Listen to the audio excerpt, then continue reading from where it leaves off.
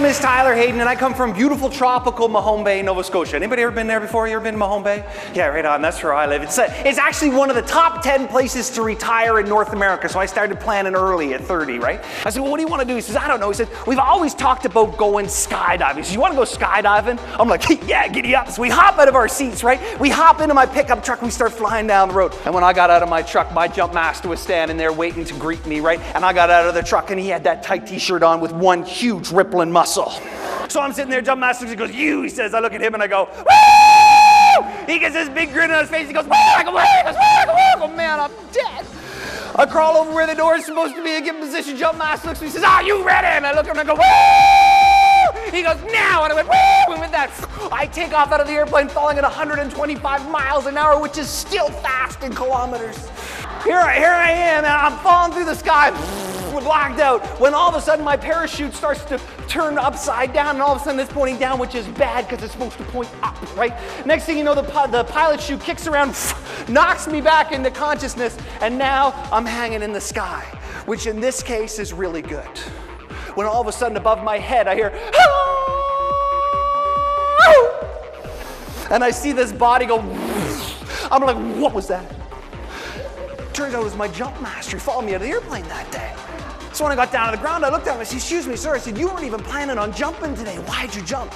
And he looks at me and says, Tyler, he says, you screaming in my face, me screaming in your face. I got so jacked up. I got so excited. I just had to jump. And I'm like, you're a freak.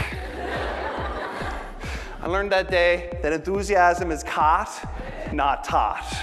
How many people here have ever started a healthy eating plan? Or an exercise diet? How many people have ever stopped that same diet?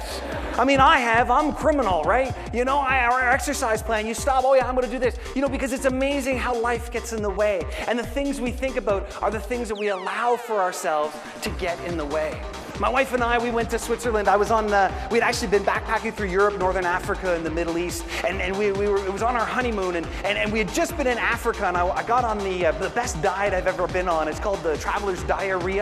We woke up in the morning, we went downstairs, and we had our tea and toast, and Lori looked at me, she said, Tyler, let's do something fun today. You know, our vacation's coming to the end, and she said, let's do something fun. I said, well, what do you want to do? She found this brochure, and she says, Tyler, I found this thing called canyoning, she said. And I'm like, canyoning? I said, I've heard about that. I saw it on Discovery Channel. That's their sport they're trying to ban worldwide because so many people are dying.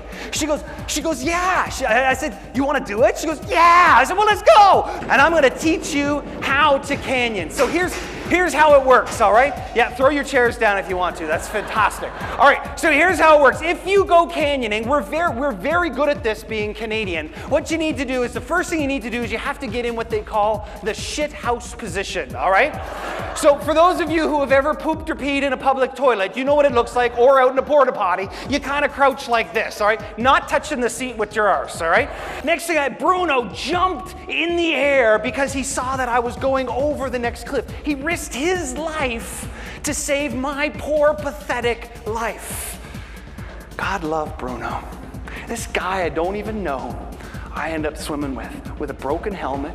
I had road rash all the way down my side. And when I was all done, I came to the side of the water. Bruno looks at me and goes, fun ride, huh?